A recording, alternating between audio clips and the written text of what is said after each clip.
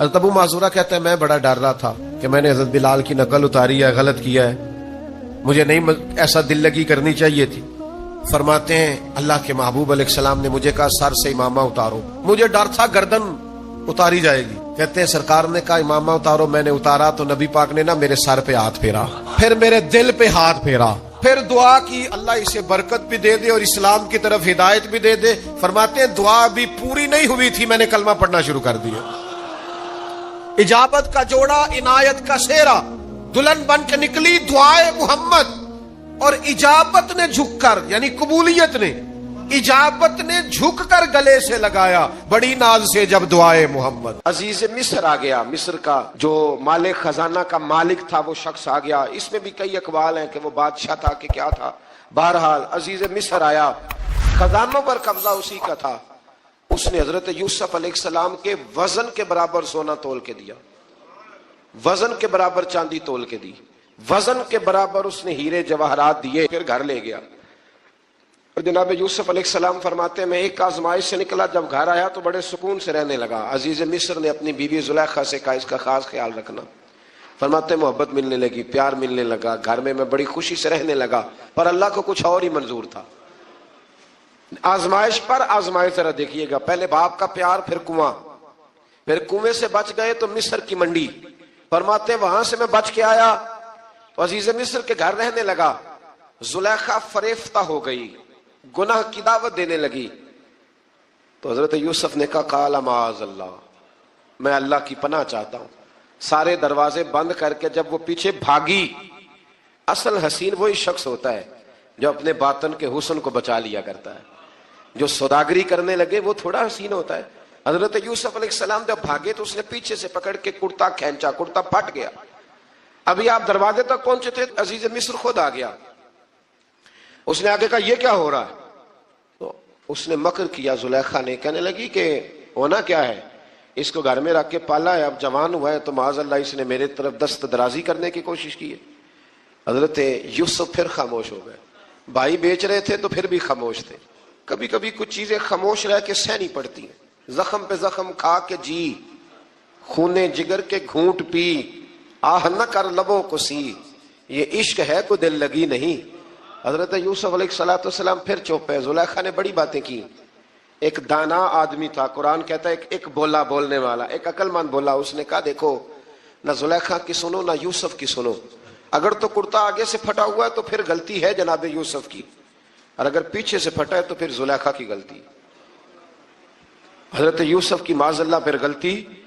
تو عزیز مصر نے کرتا دیکھا تو پیچھے سے پھٹا تھا، لیکن امام قرطبی کہتے ہیں وہ کوئی عقل مند آدمی نہیں، وہ تو 4 مہینے کا بچہ تھا، وہ ایک 4 مہینے کا وہ قریب تھا۔ حضرت یوسف علیہ السلام کی گواہی دینے کے لیے اللہ نے اسے زبان دی تھی۔ زلیخا کے ماموں کا بیٹا تھا، 4 مہینہ کا گہوارے میں لیٹا ہوا، جب بادشاہ سے فیصلہ نہیں ہو رہا تھا اور بادشاہ پریشان تھا عزیز مصر کے کسی کو جا کے بتاؤں گا تو کوئی کیا سوچے گا، اس کے گھر میں کیا کچھ ہوتا ہے۔ کہتے پریشان تھا تو پنگوڑے سے بچہ بول پڑا، کہنے لگا بادشاہ اگر تو کرتا آگے سے پھٹا ہے تو پھر معاذ اللہ غلطی حضرت یوسف کی، اگر پیچھے سے پھٹا ہے تو پھر زلیخا کی۔ تو کرتا پیچھے سے پھٹا تھا، حضرت یوسف کے حق میں گواہی مکمل ہو گئی۔ اب آہستہ آہستہ نا دربار میں محل میں بات پھیلنے لگی، تو بیویاں کہنے لگی اوہو زلیخا تو ایک غلام پہ عاشق ہو گئی ہے، ایک غلام پہ۔ تو زلیخا کہنے لگی تم اجے میرا محبوب نہیں ڈٹھا۔ یہ رٹے ڈالنے والے دیکھتے نہیں اور دور کھڑے رہ رہ کے کہانیاں سناتے رہتے۔ انہوں نے کہا تو نے ابھی دیکھا نہیں نا، تو نے ابھی، تجھے کیا پتا ہو کہ ماجرا کیا ہے؟ تو کہنے لگی نہیں تو غلام پہ۔ اس نے کہا چلو تجربہ کراتی ہوں۔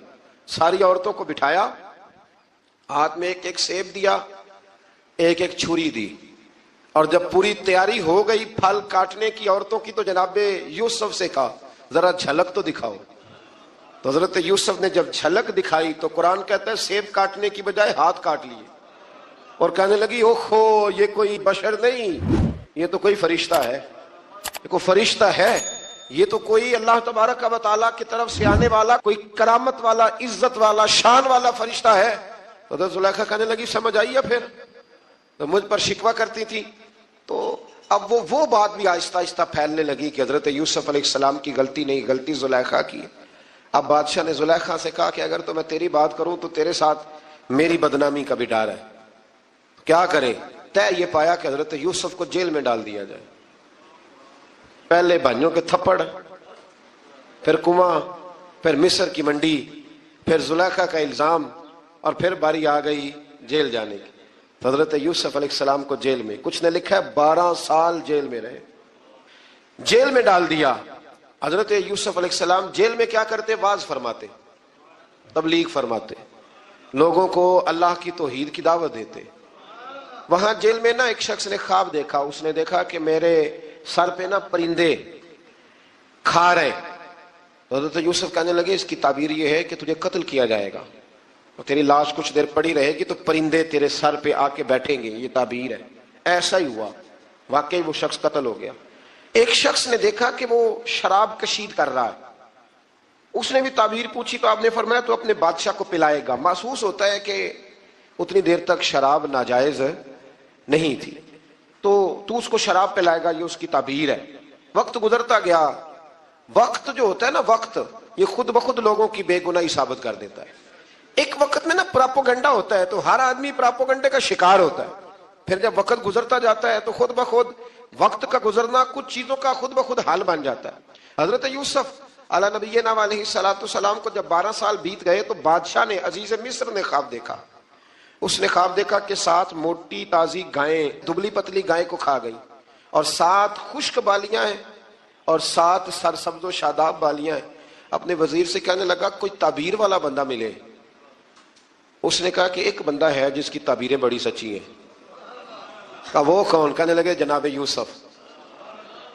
تو قید خانے میں پیغام بھیجا حضرت یوسف کو کہ خواب کی تعبیر بتائیں. تو جناب یوسف نے یہ نہیں کہا پہلے مجھے باہر نکالو، یہ نہیں فرمایا. فرمایا تعبیر یہ ہے، یہ جو 7 خشک بالیاں دیکھی ہیں نا، اس کا مطلب ہے کہ 7 سال تنگ دستی رہے گی، اور 7 سرسبز بالیاں دیکھی ہیں تو پھر 7 سال اللہ خوشحالی دے دے گا. اور فرمایا یہ جو تم نے گائیں دیکھی ہیں موٹی تازی وہ کھا گئی، فرمایا اس کی تعبیر یہ ہے کہ کوشش کرنا جو تمہارے پاس دن یہ چل رہے ہیں جن میں سرسبز و شاداب ہے کھیتیاں، تو 7 سالوں کے لیے اناج جمع کر لینا، بالیوں کے اندر ہی رہنے دینا، باہر نہ نکالنا.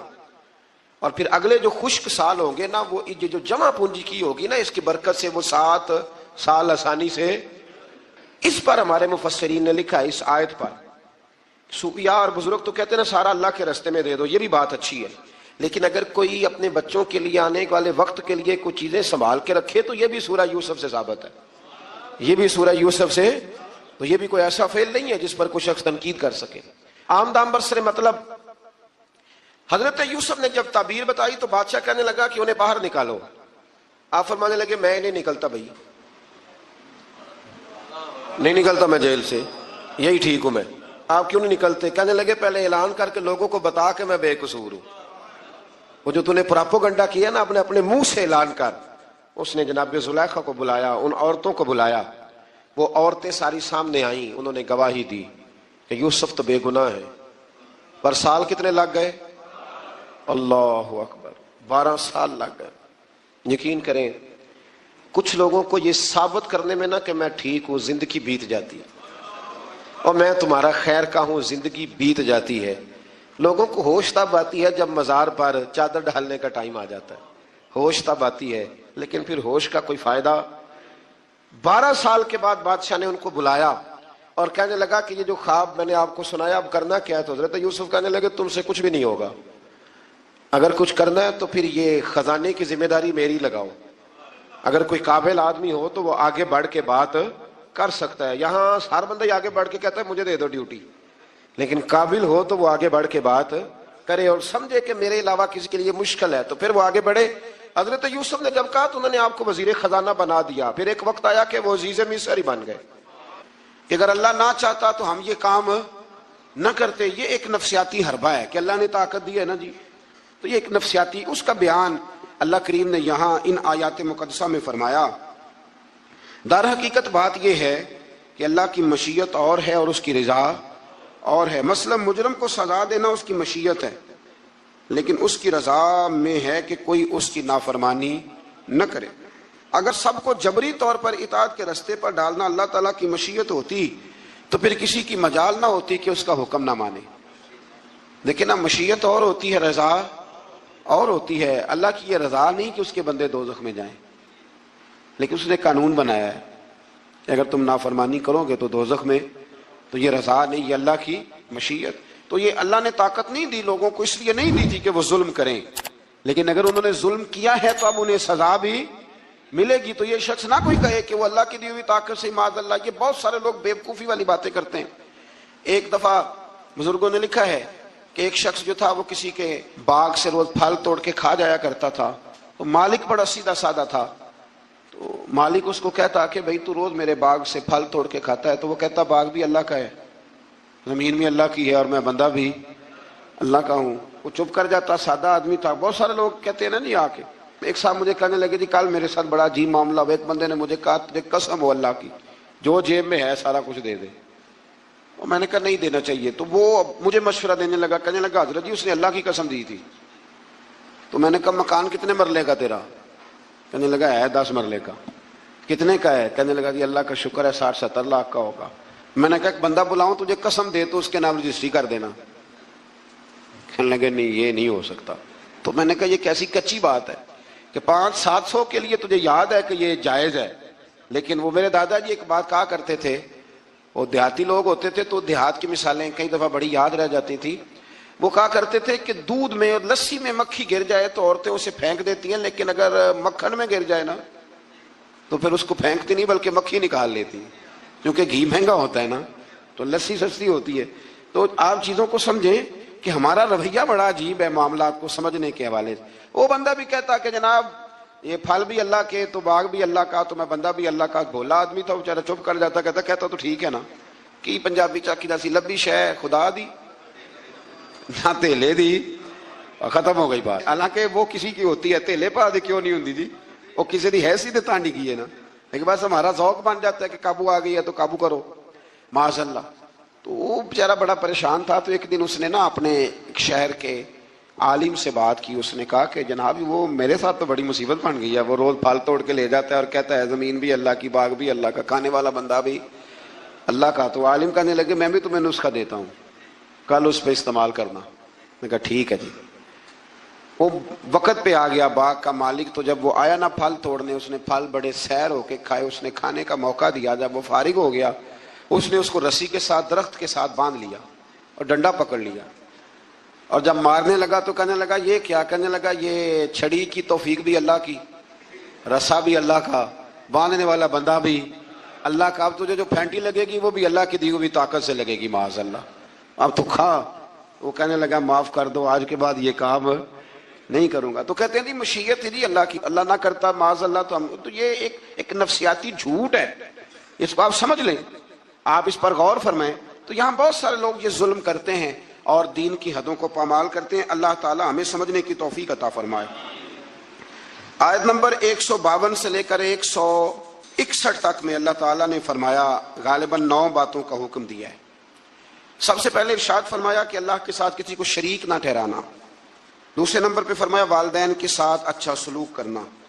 تیسرے نمبر پہ فرمایا تنگ دستی کے خوف سے اولاد کو قتل نہ کرنا۔ اب تو بڑے بڑے لوگ عالم فاضل ہو کے کہتے ہیں بچے تھوڑے پیدا کرو، حالانکہ میرے نبی کریم علیہ السلام نے فرمایا اس عورت سے نکاح کرنا جو محبت زیادہ کرنے والی ہو اور بچے زیادہ پیدا کرنے والی ہو۔ تو یہاں معیار کیا ہے؟ تنگ دستی کے خوف سے اولاد کو قتل نہ کرو، اور فرمایا ظاہری اور چھپی ہوئی ہر قسم کی فحاشی سے بچو، اور نمبر 5 پہ فرمایا قتل ناحق نہ کرو، نمبر 6 پہ فرمایا یتیم کا مال ناجائز طریقے سے نہ کھاؤ، اور نمبر 7 فرمایا لین دین میں ناپ تول پورا کرو، 8 پہ فرمایا بلا تمیز سب کے ساتھ انصاف کرو، اور نمبر 9 میں ارشاد فرمایا کہ اللہ کے ساتھ کیے ہوئے وعدے کی پاسداری بھی کرو۔ تو اللہ تبارک و تعالیٰ نے ان 9 چیزوں کو بیان کیا، اور سمجھ لیں یہ خلاصہ بیان کیا میرے رب کریم نے، یہ پورے دین کا خلاصہ ہے۔ اور یہ ساری چیزیں بیان کرنے کے بعد ارشاد فرمایا کہ یہی سیدھا راستہ ہے، گروہ بندی چھوڑ کر اسی راستے کی پیروی کرو، اور کتاب الہی کے احکام کو ملحوظ خاطر رکھو، اور جو لوگ ایمان لانے کے لیے نشانیاں طلب کرتے ہیں ان کے پاس فرشتے آئیں یا اللہ تعالیٰ خود آئے یا اس کی کوئی نشانی آئے، قرآن نے بتایا کہ جس دن عالم غیب کی نشانیاں آئیں گی تو پھر ان منکرین کے لیے ایمان لانا بھی نفع بخش نہ ہوگا۔ جو دیکھ کر کلمہ پڑھے گا فرعون کی طرح، اس کا کلمہ پھر قابل قبول نہیں ہوگا۔ یہ تو قابل قبول تب ہی ہے کہ یؤمنون بالغیب، کہ تو بغیر دیکھے ایمان لے آ. اور یہ بھی فرمایا کہ اے رسول جنہوں نے دین کو گروہوں میں بانٹ دیا ہے آپ کا ان سے کوئی تعلق نہیں ہے. جنہوں نے بانٹ دیا اللہ تبارک و تعالیٰ کے دین کو یہودیوں نے عیسائیوں نے تقسیم کر دیا. آیت کے اندر اللہ تبارک و تعالیٰ نے حقیقت ایمان، روح ایمان اور مسلمانوں کے مقصد حیات کو بیان فرمایا. یہ آیت پورے دین کا لب لباب ہے. نماز، روزہ، حج، زکوٰۃ، وضو، غسل، صدقات، خیرات، عبادات، ان سب کا نچوڑ ہے. فرمایا کل اے محبوب فرما دے. جو بڑی پیاری باتیں تھیں وہ اللہ نے محبوب سے کل کہہ کے سنی ہے. کہا محبوب ذرا کہو کیا ان صلاتی و نسکی و محیایا و مماتی للہ رب العالمین. فرمایا محبوب فرما دیجئے کہ بے شک میری نماز، میری قربانیاں، میرا دنیا میں ظاہری طور پہ رہنا یا میرا پردہ کر جانا سب اس رب کے لیے ہے جو تمام جہانوں کے پالنے والا ہے. یہ لب لباب ہے. حضرت مجدد الفسانی رحمۃ اللہ علیہ فرمایا کرتے تھے 3 چیزوں کا نام دین ہے: علم، علم پر عمل اور عمل میں اخلاص. ریاکاری نہ ہو. فرمایا 3 کام کر لے تیرا دین مکمل ہو جائے گا. ختم ہو گئی بات. آگے پھر سورہ آراف شروع ہوتی ہے. آراف کے معنی بلندی کے ہیں. اس کا معنی جاننا اور پہچاننا بھی ہے. اصحاب آراف کے بارے میں ایک قول تو یہ ہے کہ ان کی نیکیاں اور گناہ برابر ہوں گے، ان کا مقام جنت اور دوزخ کے درمیان ہوگا. یہاں یہ وہ لوگ ہیں جو اہل جنت اور اہل جہنم کو پہچاننے والے ہوں گے. یہ آراف والے نا ایک جنتی ایک جہنمی اور درمیان میں آراف، یعنی جس کی ایک گناہ زیادہ ہو گئے تو جہنم میں گیا اور جس کی نیکیاں زیادہ ہو گئی اللہ کے فضل سے وہ تو جو کچھ برابر برابر والے ہیں ان کے لیے مقام آراف ہے.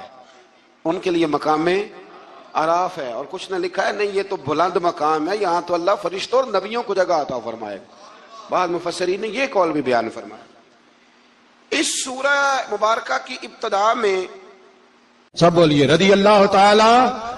عمر فاروق رضی اللہ تعالیٰ عنہ کا مبارک زمانہ ہے. حضرت عمر نے فوج بھیجی ایران کے حکمران کے ساتھ جہاد کرنے. ایران کے بادشاہ نے 2 عیسائی جاسوس بھیجے. کہنے لگا ذرا پتہ تو کرو مسلمانوں کا رات کا طریقہ کیا ہے، میں صف بندی کراتا ہوں.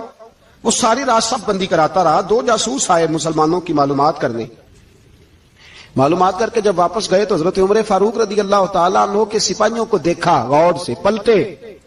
تو بادشاہ کہنے لگا کیا حال دیکھ کے آئے ہو؟ کہنے لگا سارے مسلح پہ بیٹھے ہوئے ہیں. جتنے گھنٹے ہم وہاں رہے ہیں مجاہدین مسلح پہ رہے ہیں. یوں لگتا ہے جیسے ان کا دنیا داری سے کوئی تعلق. اور کہنے لگے بادشاہ کوئی ایسی طاقت ہے جس کو وہ بلا رہے تھے، کوئی ایسی قوت ہے جس کو وہ پکار رہے تھے. ہمیں بھی وہاں کھڑے ہو کے محسوس ہوتا تھا کہ ہاں کوئی ہے جو آ جائے گا ان کی مدد کے لیے، کوئی ہے جو پہنچے گا ان کی مدد کرے گا.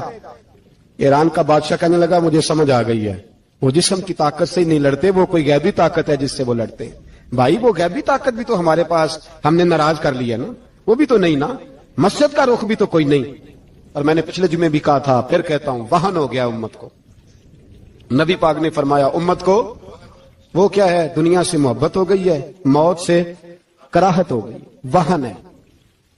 صحابہ کرام کو موت سے بڑا پیار تھا، موت سے بڑی محبت کر. ہماری طرح نہیں وہ کہتے تھے مریں گے تو منو مٹی تو وہاں ٹھیک ہے عذاب قبر حق ہے.